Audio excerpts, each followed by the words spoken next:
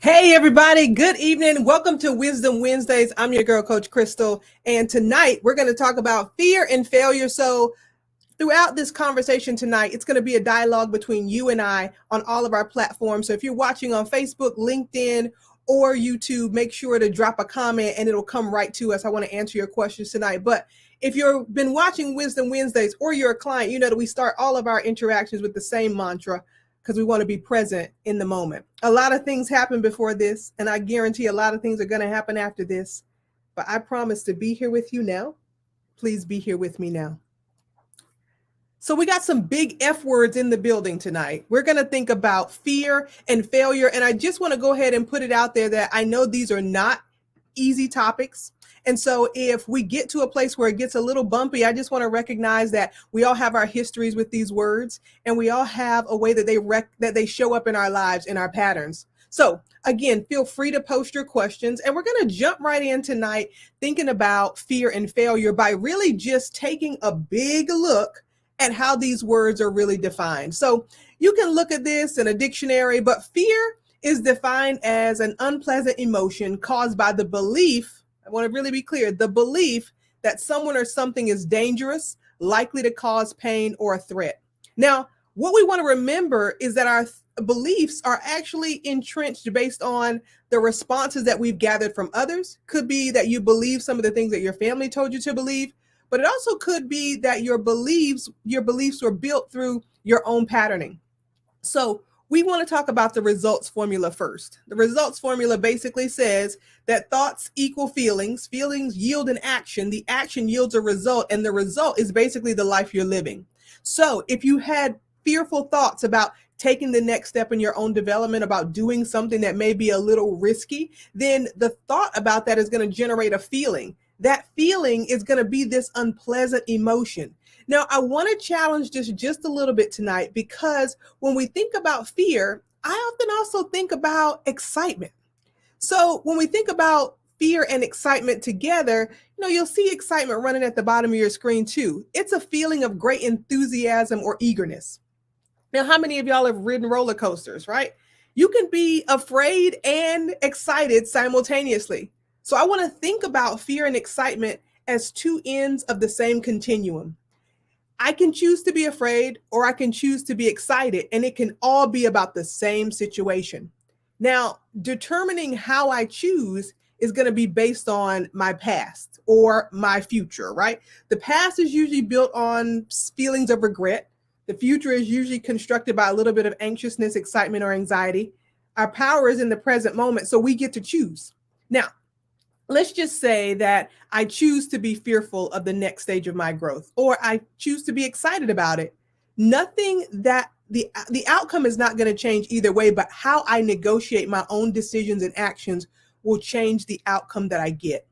Now, again, this is a lot based on how we've been raised and what we believe.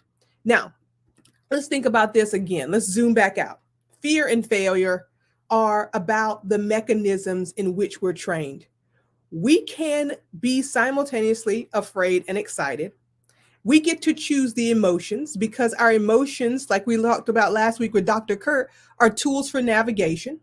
And so when we think about this, let's look at what failure means. Failure is a lack of success or the omission of expected or required action. Now, beliefs, expectations are going to be the two crucial words here, because what we believe is usually built on what we think other people expect from us or what we expect will get us a good or safe outcome. I was talking to a client yesterday, and we really were able to get to a place where she could detangle safety from choices, right? Like, has she been choosing safety or has she been choosing herself? And she saw that that safety mechanism has been keeping her life small. Now, we don't want to play small. We want to be able to have confidence in our own ideas so that we feel comfortable taking the risk and choosing to feel excited over fearful. I know it's not always easy, but let's go back. You either have created a pattern or a pattern has been created in your life based on your success momentum or quote unquote your failure momentum. Now, the failure momentum is attached to what is called or believed to be a lack of success. Now, just because you don't meet other people's expectations doesn't mean you're not successful. When we think about success, we also have to think about how we've been believing success manifest, what we believe success looks like, and who we believe to help us be the architects of success.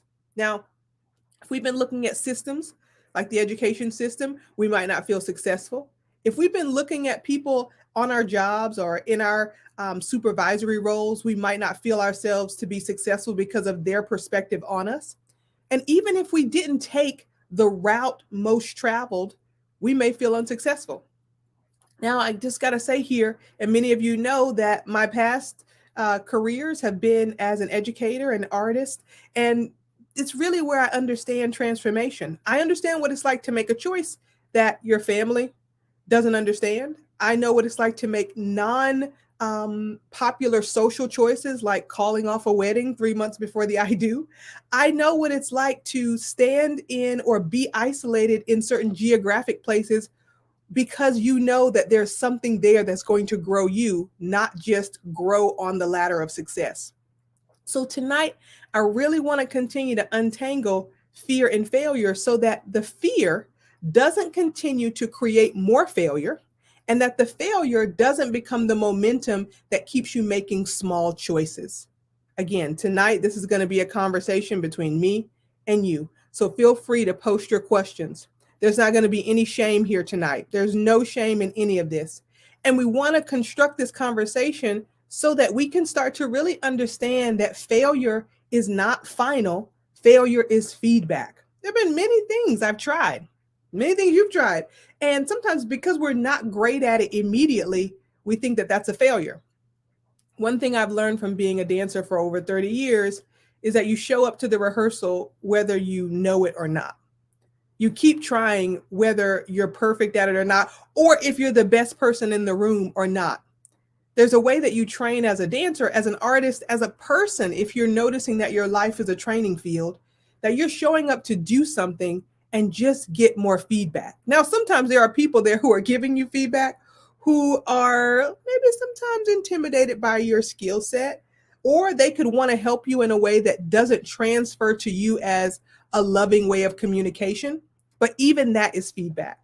If we can start to look at not meeting the expectations of others as a way of refining our own perspective, our own gift, and our own intuition, then we can actually navigate the world a little clearer, right? We talked about this with Juanisha Hicks, who's also a therapist, that therapy is about excavation, coaching is about navigation.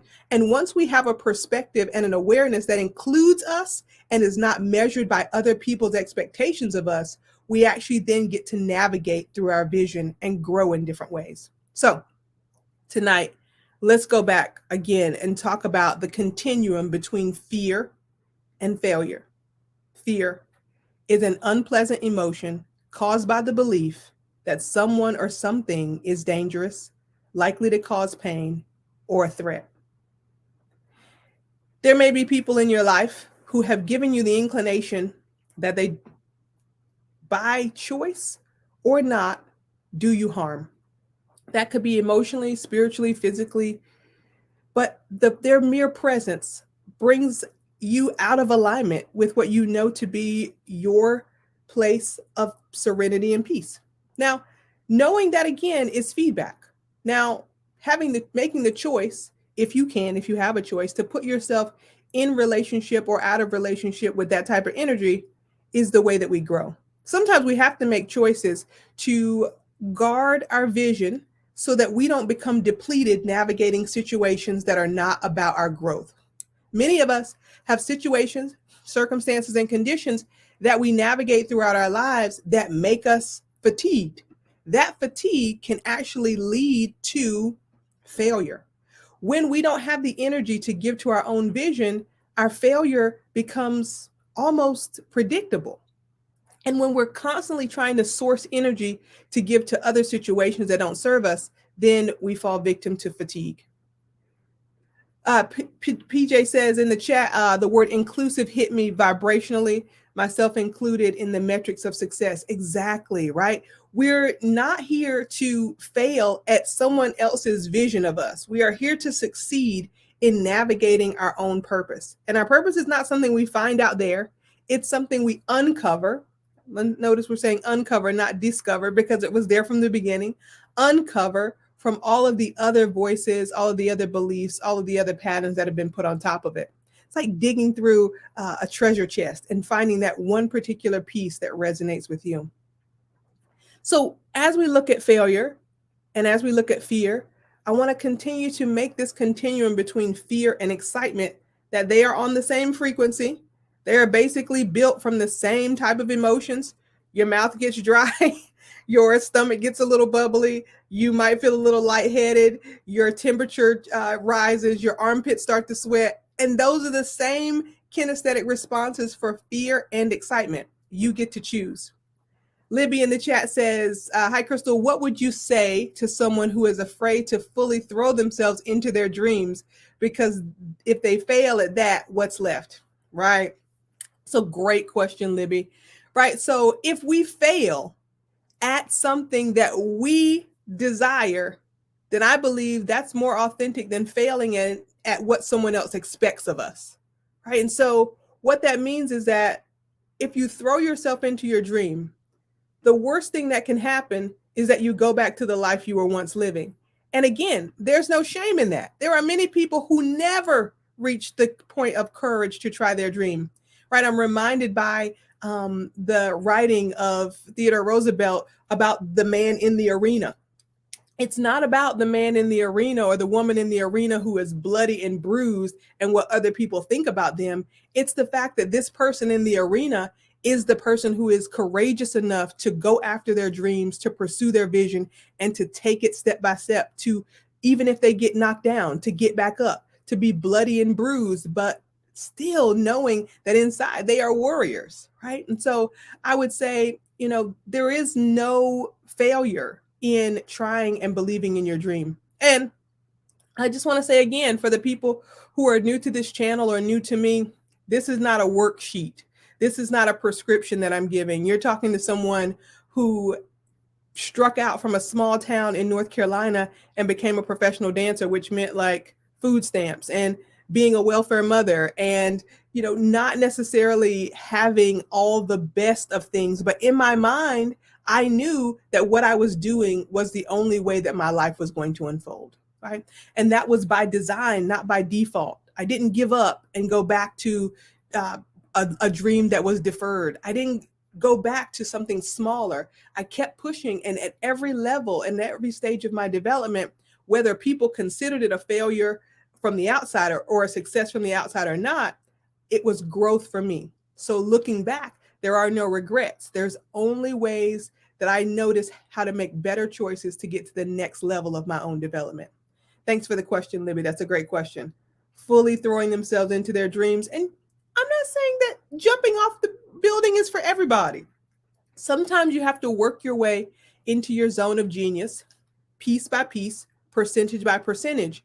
And for those of you who have been believing in your failure momentum more than your success momentum, this actually builds the success momentum. Working your way into your genius zone, into your passion, into your purpose, percentage by percentage, allowing yourself to see the data of the steps that you're taking and allowing that to feed your success momentum, right? Many times we actually don't take stock of the things we're doing well. We're so invested in the definition of failure and in the voices of the critics that we miss taking account the things that we're doing right. And that in itself can actually squelch down the voice of failure and fear. Those are the voices that build the real F word, which is faith. Faith in yourself, faith in the world, faith in the divine, faith in your community, faith in your purpose. And as we take steps, we get data. There's no real data in getting stuck in your thoughts. When you get stuck in your thoughts, it's only you and one perspective. No one grows alone. We all grow together. At the Steps and Stages community, we are advocates of finding partners and believing within our community so that people don't go through life alone, that they don't go in through their heads alone, right? Because going into your mind alone is like going to battle. No one goes to battle alone. Battling back the patterns of fear and failure that may have been ingrained in you since you were born. You may come from a family that has a way of talking about success and never including your dreams in it. You may come from a place where someone doesn't include your gift or calling as a quote unquote profession. And you may come from a place where you've been doing the right thing so long that the fear of failure is so debilitating that you don't even know what you would love. And if that is the case, I'm going to invite you to please register now for our Vision Camp. Vision Camp is going to be on Saturday, July 16th, and you can go to ssvisioncamp.com and get your ticket. But it's a 3-hour, in-depth, interactive workshop based on getting us out of fear and failure and into the architecture of our vision. Tonight is about you and your questions. Make sure to drop your questions or comments in the chat, and I'm happy to answer them. And if there are clients who want to jump in the chat, please feel free to share your epiphanies as well. Fear and failure are two of the dynamics that keep us from visioning the most. Imagine that you have a metric in your mind, because your subconscious is a hoarder. You actually do. So this doesn't take a lot of imagination. So there's a metric in your mind, and every time there is a negative response to something you do, you count it as failure, and your subconscious is just keeping score. Now, again, let me go back because I want you to see this in real time. When we looked up the definition of failure, we did not see that failure is feedback. We saw that failure is a lack of success or the omission of expected or required action. When you didn't do something that someone expected you to do, your subconscious called it as failure. When you didn't show up in the way that other people expected you to, your subconscious called it failure, and it called it that because of the response you got from other people. Now, listening to your intuition is a practice within itself. So the only way we're going to flip these failures into the definition that we want to create with failure as feedback is to have a vision for our lives so that other people's definitions of success don't creep in and become the metric for our failure or success. And then developing that vision so clearly that we are actually keeping track for ourselves about our growth, our successes, and our evolution to build our success momentum to the next stage of our lives.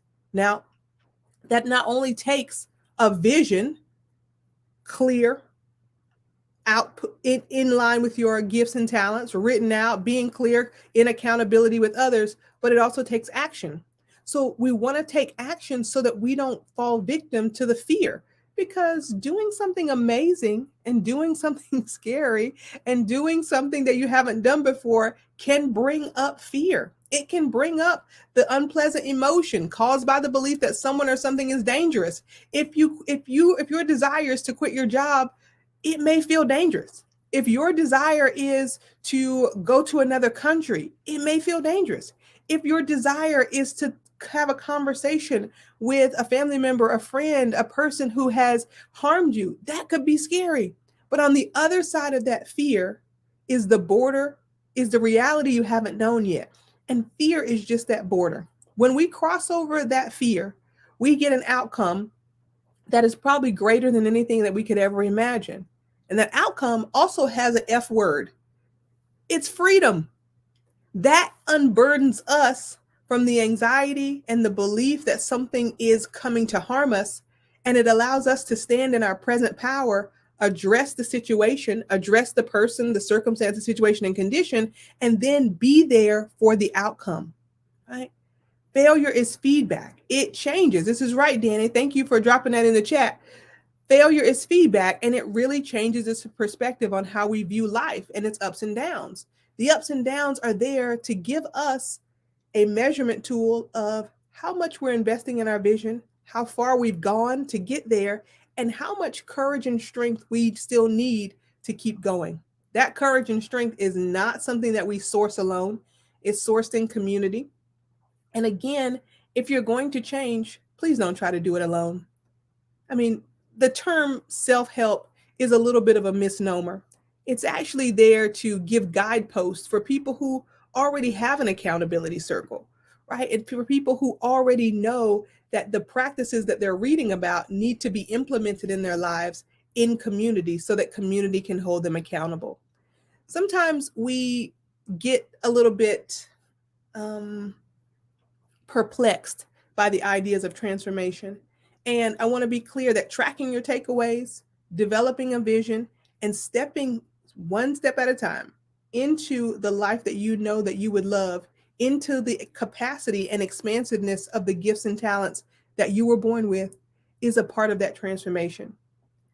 Vision-driven living brings your future to the now, to the present moment, which means that every decision you make right now from where you are with what you have today is actually a building block for the life you are building by design. Don't let fear rob you of that capacity to build.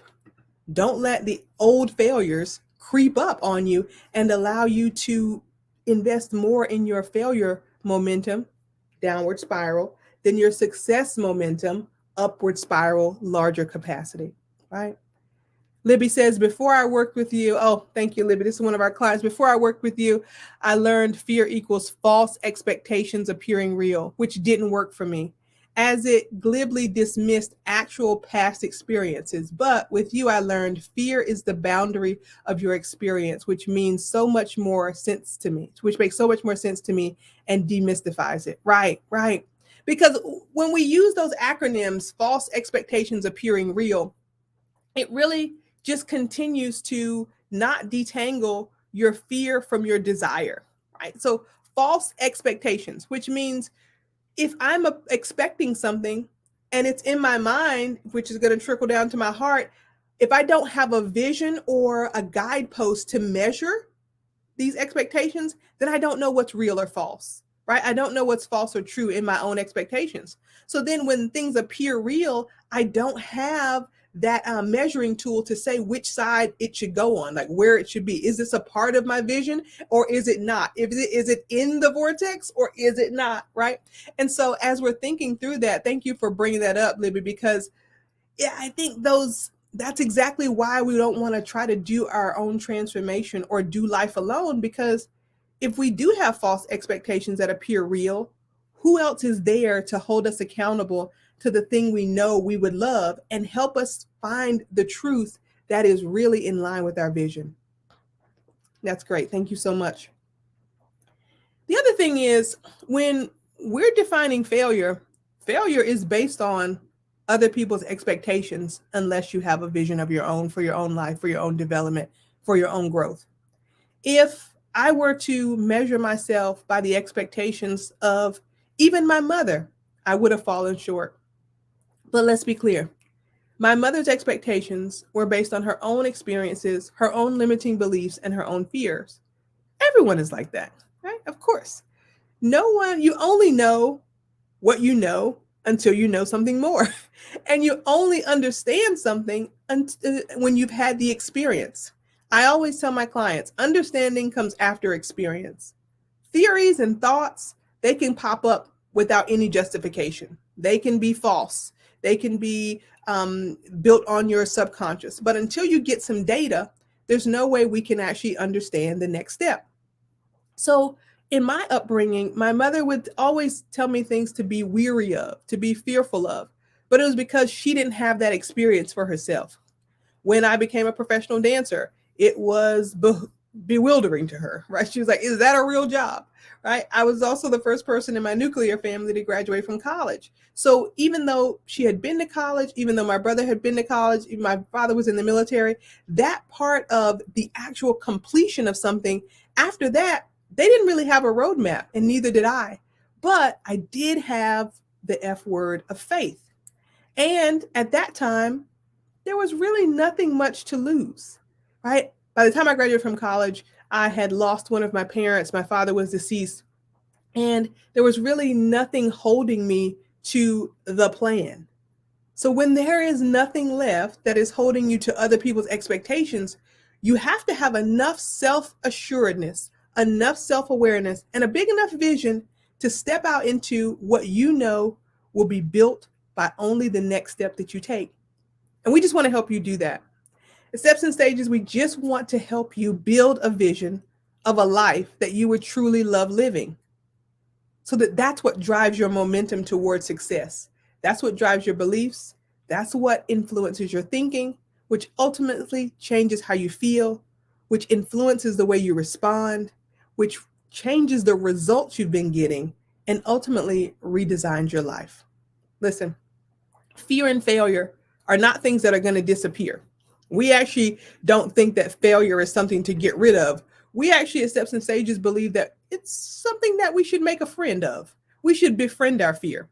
So sometimes we just put fear in the passenger seat with us. We tell it to put its seatbelt on. We tell it cannot change the radio station, and it does not get to navigate where we're going. It's only there to warn us if there is real danger, if we're falling asleep at the wheel, if there's something in the road. But it is not the navigator, the director of our journey, and it does not have power to make decisions.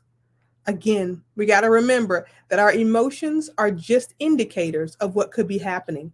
And when we use the idea that fear and excitement are the same emotion, we just get to name it and choose it for ourselves, then we know that we can keep moving along the pathway of our vision.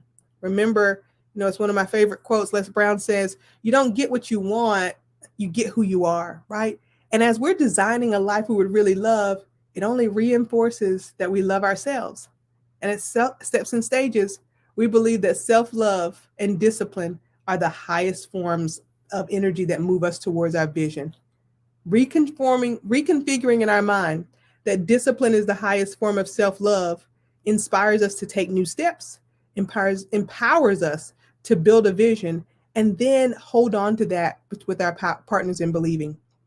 If you don't have a vision and you're ready to take that next step, again, go ahead and jump over to ssvisioncamp.com, grab your ticket for our July 16th Vision Camp, and we want to help you invest in a life that you would truly love living, because without that, we're just making choices based on other people's expectations. And as the definition says, if we're not meeting their expectations, their failures become our reality. Listen, y'all, this is not easy work, but it's also not hard work. It's head work, it's heart work, it's vision work. And we hope we see you at Vision Camp. If you haven't scheduled your free vision call yet, jump over to stepwithcrystal.com so we can help you grow beyond traditional success into a life of true freedom. Freedom of fear, freedom of failure, and the building of your faith. I'll talk to you soon. Have an amazing night, y'all. Thank you for your questions. Thank you for your comments. We'll see you soon.